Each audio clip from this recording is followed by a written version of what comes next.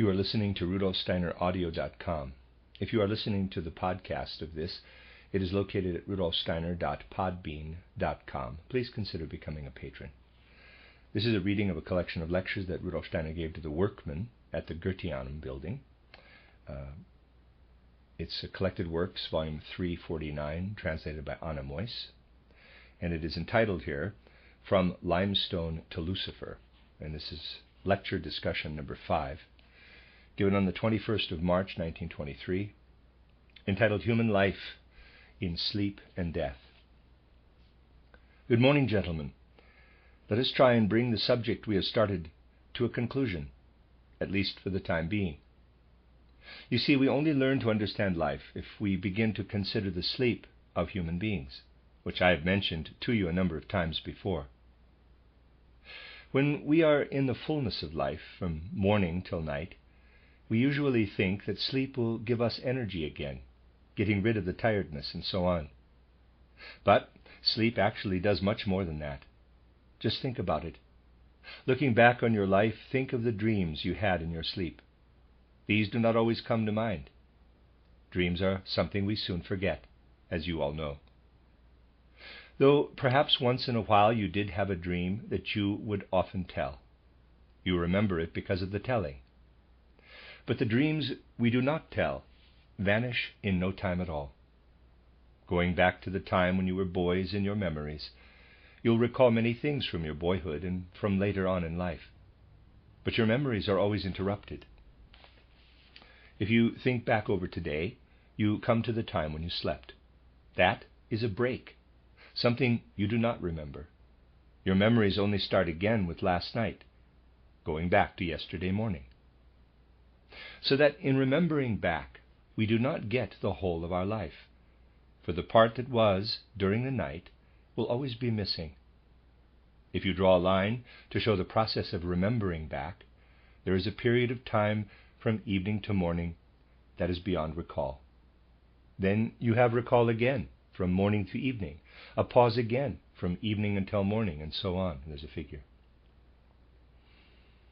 Our recall of life is really such that there is a whole part of our life which we do not remember. This is quite clear.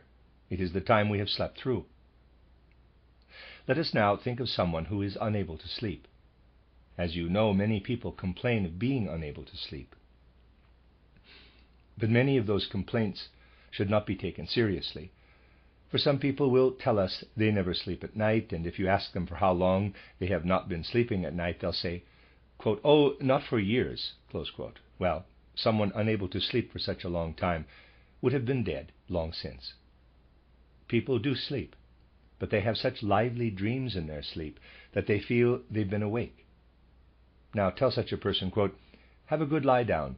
You don't need to go to sleep. Just lie down," close quote. For he'll then sleep all right, and though he may not know it, he does sleep. I just wanted to tell you this so that you can see that people really need sleep in their life. Sleep is more important for life than food is. And someone who would be unable to sleep would not live.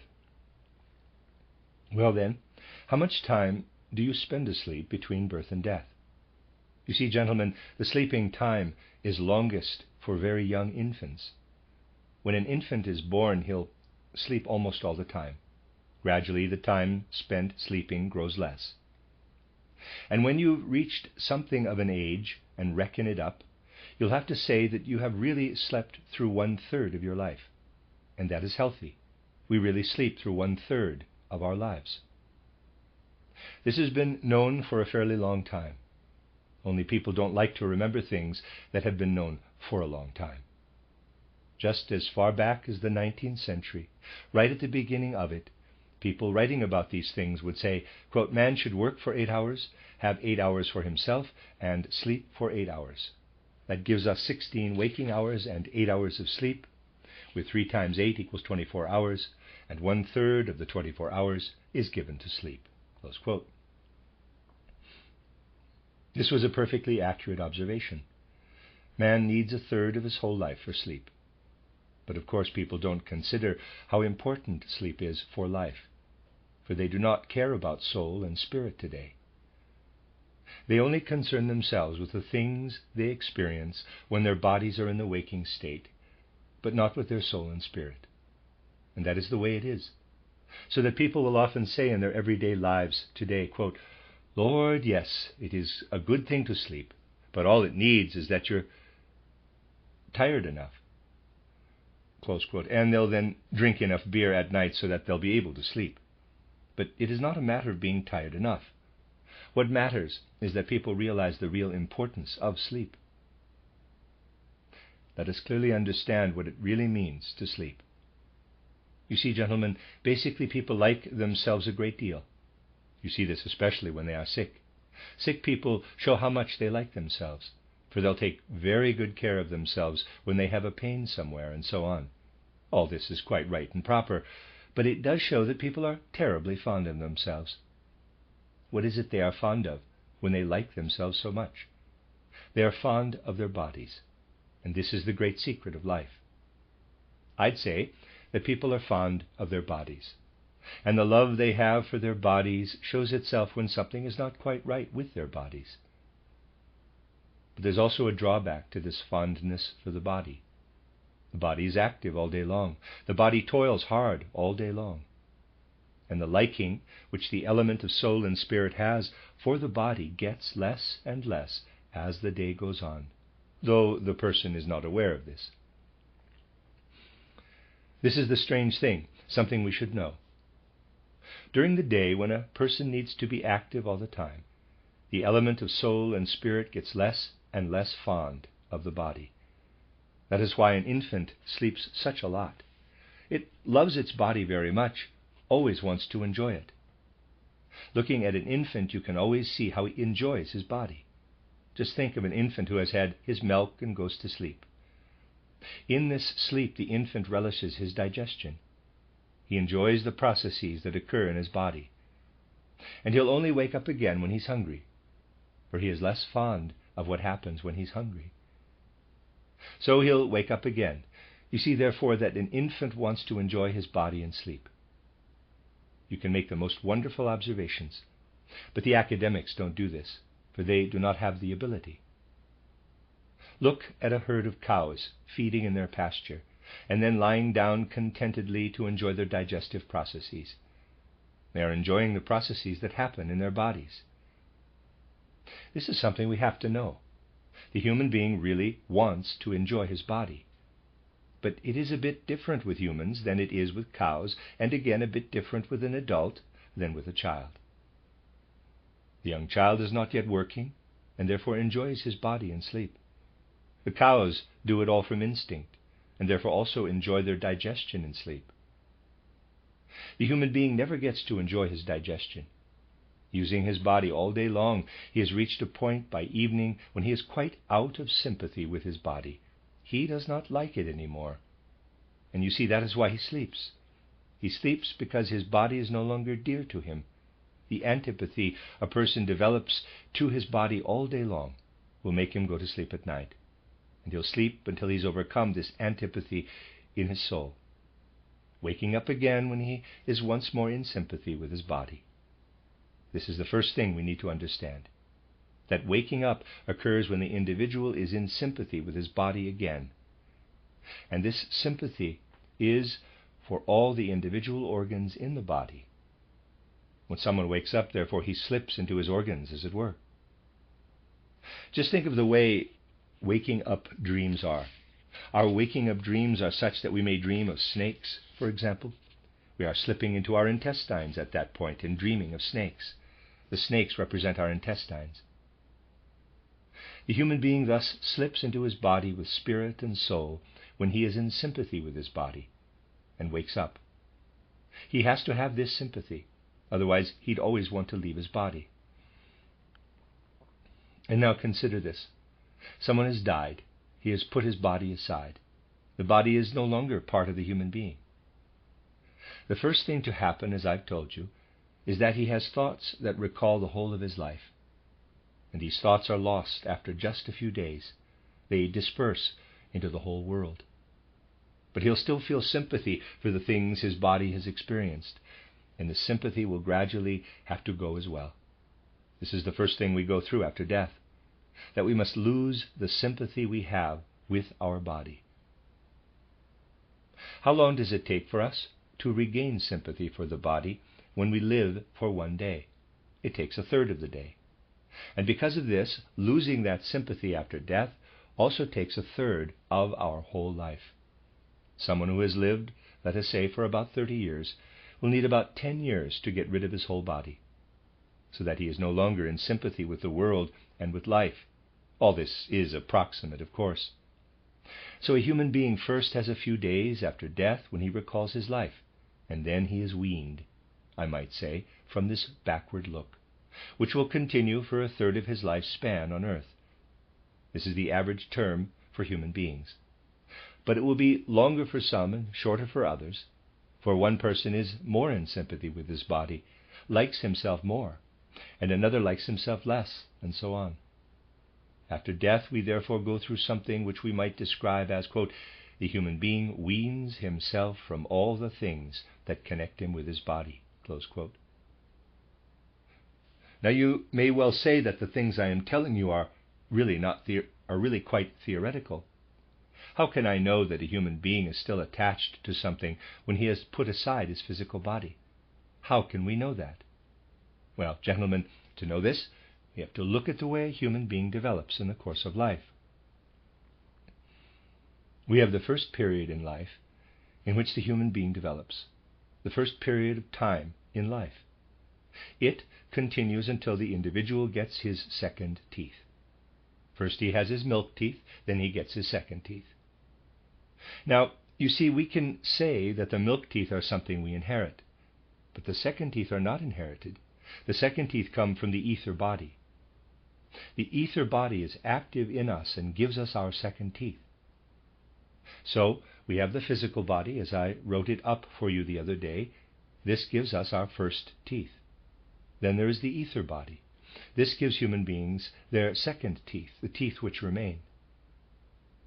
Now we really must develop the ability to see.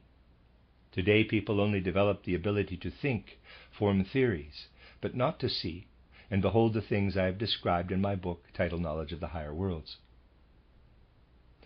If we really look at a child who is gradually getting his second teeth, we see the ether body at work, at a level not apparent to the ordinary senses. And this is the body which we keep for a few days after we die, and which then disperses throughout the whole world. So if we make a real study of what gives people their second teeth, we find that after death, human beings have their ether body for a few days, and then cast it off after those few days.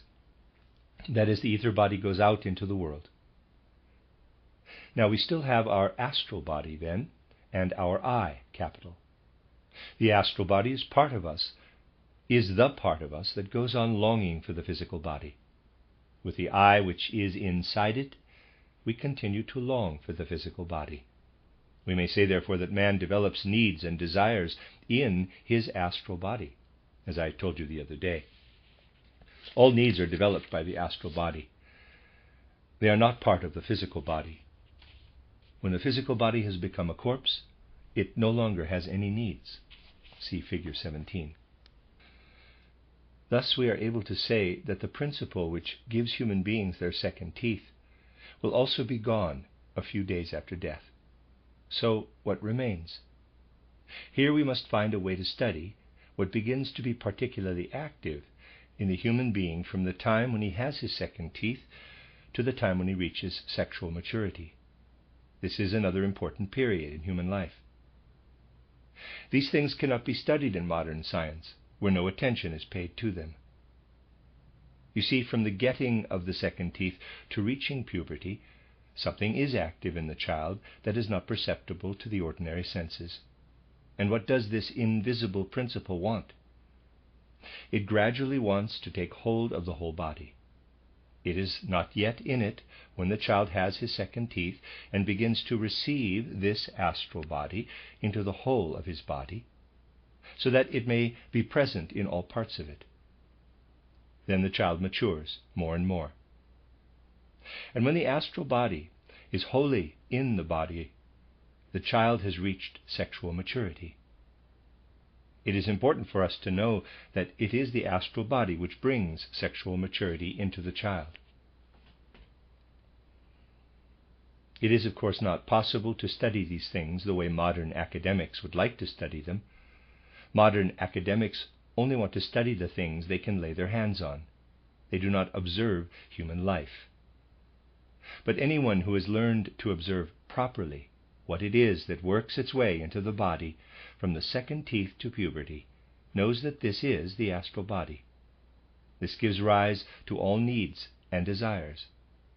A child does, of course, have needs even before he gets his second teeth, at a time when the astral body is mainly present in the head, but later it spreads through the whole body. You can see very well how the astral body spreads if you look at boys.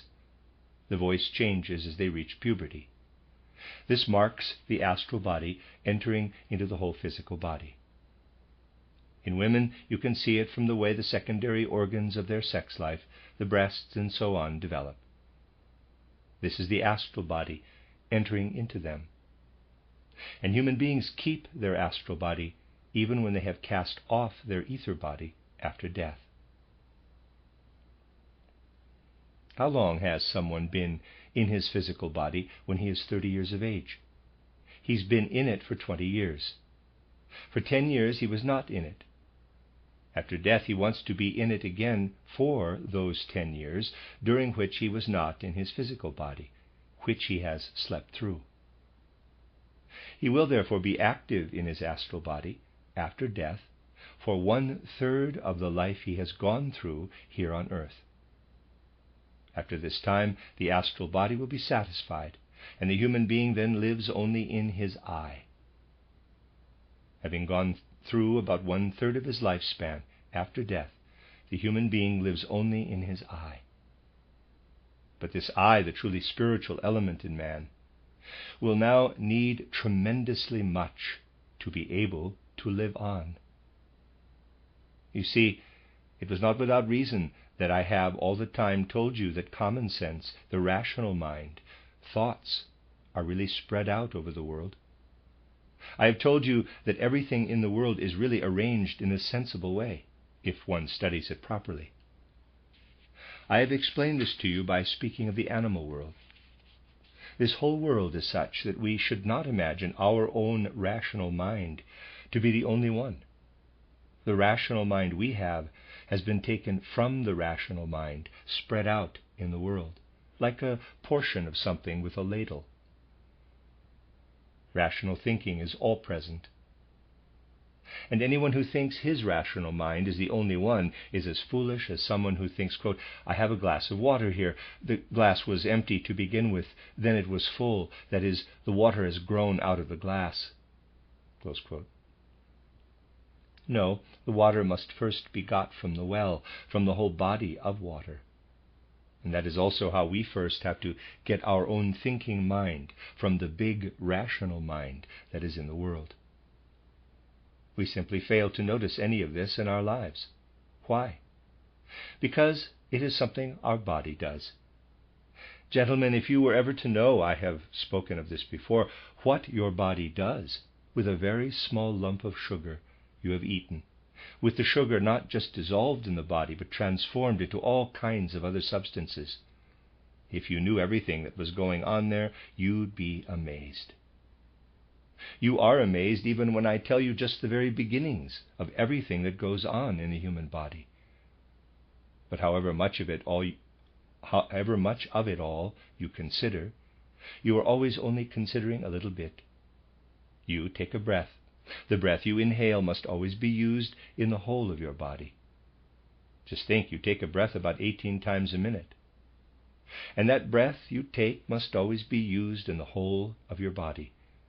That needs tremendous rational thinking, an absolutely tremendous rational mind. Now, our body does all this. Our body really works for us with tremendous good sense. It is truly admirable. And we have to feel this when we discover how much the human body really produces by way of good sense. It is simply enormous. Our body therefore relieves us of a great many things during life. But now after death, we no longer have it. Now we do not even have the ether body anymore. We do not have the astral body, nor even a longing for the physical body. All we have, therefore, is the I, and the I now realizes that it does not have the body, and begins to familiarize itself with everything that will be needed for a body. And this is where something tremendous comes in, something we need to understand. In modern science, things were made very easy in this respect. People will say, quote, where does the human being come from? Well, the human being comes from something that has arisen in the mother through fertilization as a fertilized egg, close quote. In modern science, it is said, therefore, that you have the fertilized egg, and inside it, well, somehow the whole human being is already laid down in there. Someone who knows nothing will say, quote, a germ is there. The whole human being will come from this, close quote. Now you see, people have got this really clear in their minds long since, but in their own way, which means they have got it really unclear. Just imagine this is the egg, figure 18, from which you have come. So you would be in there, a tiny human being, as it were. But this egg has itself come from another egg. So this tiny human being must already have been in the maternal womb, and the maternal egg, that is, the mother herself, must have been inside the grandmother, and so on through great-grandmother, great-great-grandmother, and all the way to Eve. And you arrive at the strange notion that the whole of humanity was inside Eve, the original mother, but one inside the other like a nest of boxes. Mr. Müller was inside an egg. This in turn was inside an egg together with other human eggs until it was like a nest of boxes. The whole human race was inside Eve, the original mother. This thesis was called the theory of evolution at the time, and later derisively the encasement theory. From the beginning of the 19th century, people said one really cannot imagine that the whole of the human race was encapsulated in Eve, with one always inside the other, and so terribly many of them. This simply would not do. And they then accepted another theory. They then said, quote, no, there is really nothing inside the egg, but when the egg is fertilized, all the external conditions affect it, wind and weather and sun and light and all kinds of things. And the human being comes into existence under the influence of the whole natural world. Close quote. Indeed, gentlemen, materialists feel really good with an idea like this. But it does not stand up to close scrutiny. For just imagine what becomes of us with the whole of nature having its effect on us all the time. It will make us nervy, as people call it today. Someone who is sensitive to every draught of air and every ray of light will not be a proper human being, but a fidget. The natural world around us actually makes us fidgety, so that cannot be the answer. Proper study actually shows us something completely different. Proper study shows that there is nothing at all in the egg. Before it is fertilized, the situation is that one sort of discovers all kinds of things in it. I'd say it has form. We are therefore able to notice all kinds of threads and so on in the unfertilized egg. But when the egg is fertilized, the threads are destroyed, and the whole egg is then nothing but a real scrunched up mess, if I may put it like that. To put it in a more formal way, it is a chaos. It is matter lacking totally in organization. You see, matter lacking completely in organization does not exist anywhere else in the world. All forms of matter are somehow organized, inwardly structured in some way. If you take anything whatsoever, just a speck of dust, and look at it under the microscope, you'll see how finely and beautifully it is structured inside. The fertilized egg is the only thing that is in utter chaos inside. And matter must first fall into utter chaos. It must not be anything in itself any more if a human being is to come out of it. People are always thinking about protein, for example. They always want to find out how it is organized inside. Well, protein has an inner structure for as long as it is not fertilized. Once it is fertilized, it is what I've called a, quote, scrunched up mess, close quote, meaning a chaos, absolutely disorganized matter. And the human being comes from this. Even in the case of Eve, if she ever existed, there was no whole human race, not even later in a fertilized egg, for the egg is completely chaotic, lacking all order, and it also was without order in Eve, the prime mother. And if a human being is to arise from this egg, this must be brought about from the outside. That is, the human being must enter into this egg. Proper scientific study will indeed show that the human being must enter into the egg from outside. This means that the human being comes from the world of the spirit. He does not come out of matter, for matter must actually be destroyed first. It is like this even with plants. There you have the soil and the seed in the soil. Again, people do not make a proper study of what happens with the seed in the soil. For the seed must first be destroyed. The next spring, then, makes the new plant rise from the destroyed matter in a spiritual way that comes from outside. It is like this with animals and above all also with man. It is only that the plant has it easier. The whole universe creates its form. With man, the whole universe does not create his form to begin with. He has to create it himself. Man actually just enters into this destroyed matter himself. Otherwise, it would not be possible for a human being to arise from this destroyed matter. Man must therefore first come out of the world of the spirit and enter into the destroyed matter. The whole of fertilization merely ensures that when a human being wants to come into the world, he is presented with destroyed matter, that he has the destroyed matter. He would not be able to do anything with matter that was not destroyed. He cannot come into the world the way a plant does, for then he could only become a plant. He really must create the whole universe within himself, and he does create it. And that is a truly wonderful thing, the way the human being configures the destroyed matter to create the universe in it. Let me give you an example of how the human being configures the destroyed matter to create the universe in it. If this is the surface of the earth, and there's a drawing on the board, we can do it like this. For if you look at just a small part of the earth, it does look level. The sun rises in the morning, goes up to a certain height, and then goes down again. This is a specific angle with the sun rising that far. It is most interesting that the sun always rises up to a certain level and then goes down again. The angle is, of course, a little greater in summer than in winter, but the sun always rises to a specific degree. This angle, therefore, marks an inclination of the sun to the earth. We also find this angle somewhere else.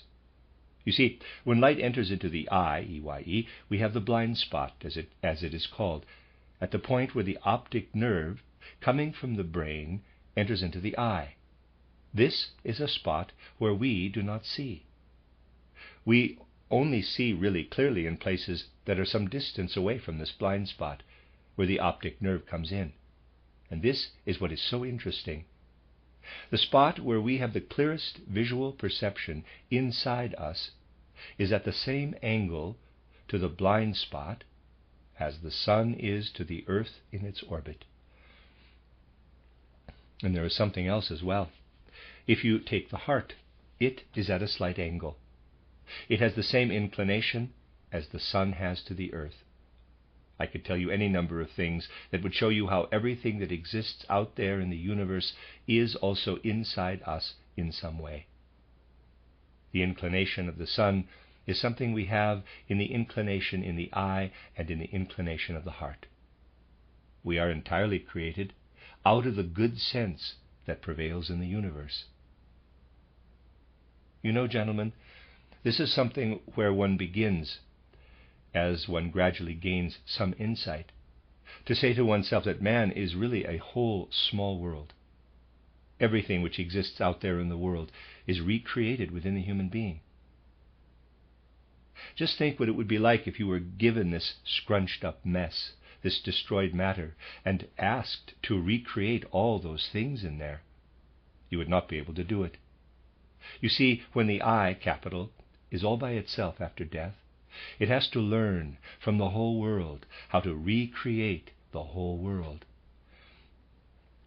Having cast off his sympathy with the body during that period of a third of his past life, the human being then begins to learn from the whole universe how to be a human being again.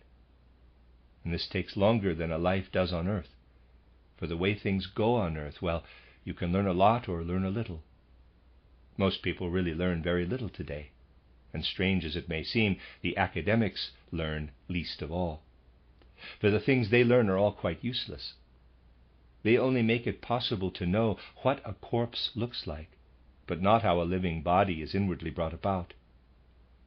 But that is what the I has to learn after death. It must learn all the secrets from the whole world of how a living body is built. And there we may refer to this time which the I spends learning from the whole world how a human being functions and lives inwardly. You see, if someone does the exercises I have described in knowledge of the higher worlds, and is then able to remember the time which one otherwise does not remember, the time when he was a very young infant, he will discover what the life of an infant consists of.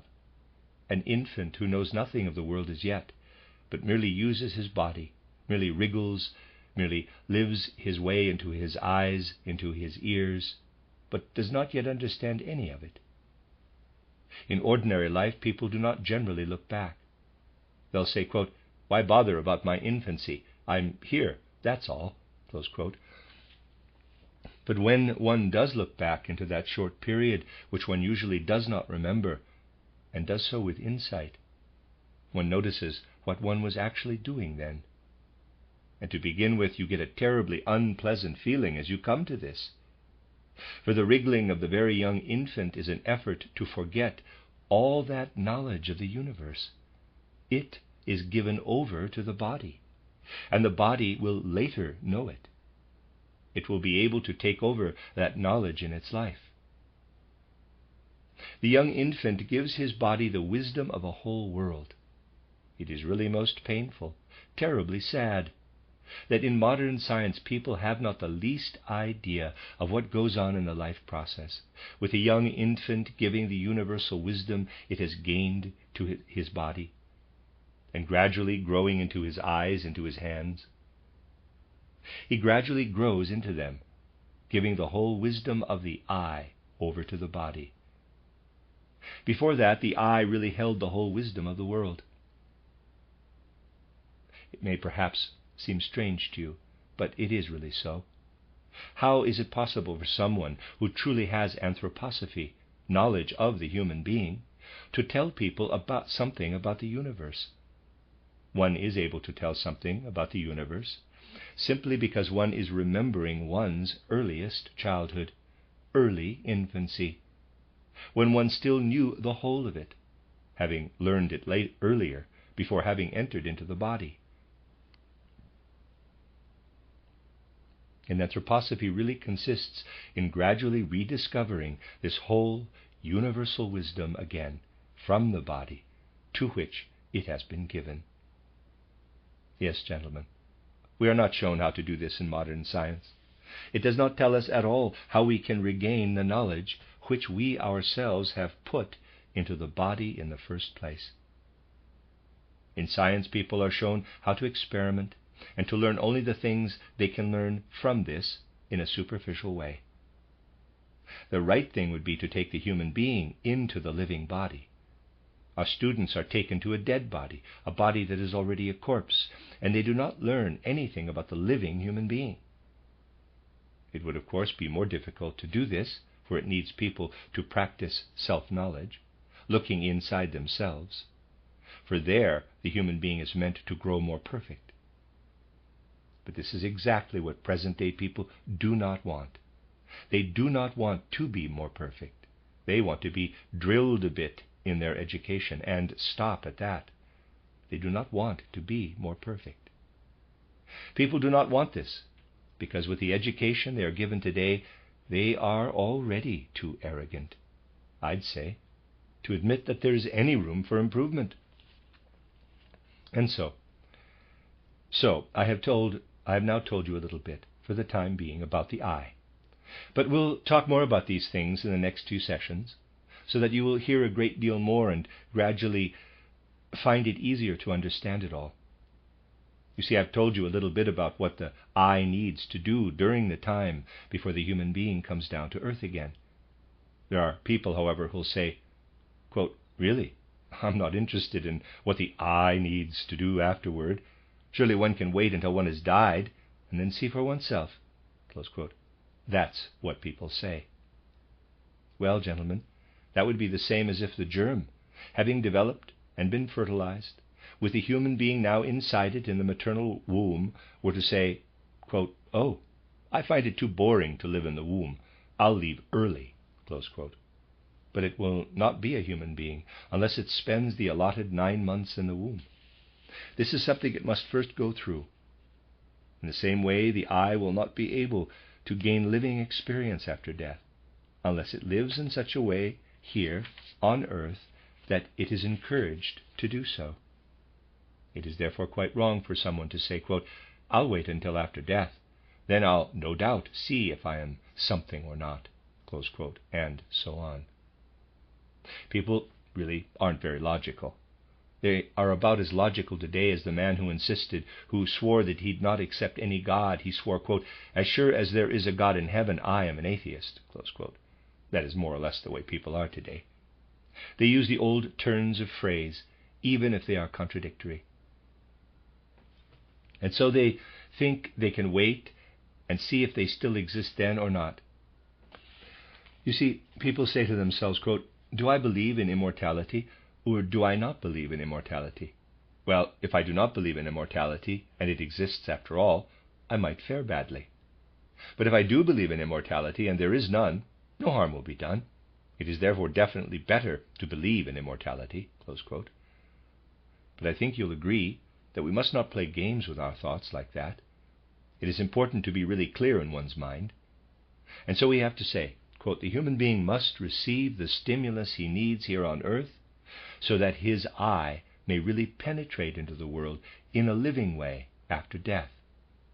And this stimulus is thoroughly driven out in modern science, where people are not made in the least aware of the facts as they really are.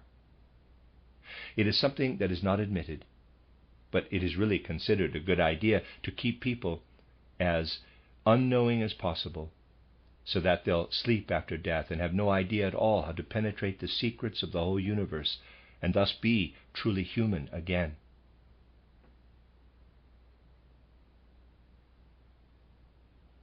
You see, gentlemen, if humanity were to go on living the way people live today, being concerned only with superficial things, people will be born at a future time who will not be able to lift a finger, having learned nothing before their next life. The way lives follow one another is something we'll come back to another time. Today I only wanted to give you ideas so that you may see that I was not careless in my use of words when I spoke of the way the I is after death. For it is possible to show from the knowledge itself that the human being comes down to earth again and has to create his life for himself in that chaos of matter. This is genuine knowledge based on objective facts. So, this is what it is all about. Only it can't be done so quickly, but I am still going to answer the question fully for you, taking all the things together which we know about the end of human life, how the human being gradually loses his ether body and his astral body, and how the I must then come down to create its astral body, and so on. That is what it is all about, how man comes down to earth again and again. And in time one then also discovers when the human being will be freed from the whole of earth life, and no longer needs to come down. The question as to when he originally started is one will also answer in due course. He must have started at some point as a kind of plant. He did not need to be human for this. But I have also spoken to you of the time when the whole earth was one large plant. And we shall see that one day the earth will be a plant again, and man will then be free from being human. I'll then consider the whole matter once more from another aspect. You will, of course, have to be patient and not say, quote, "I can't follow this," close quote, when we are only just starting.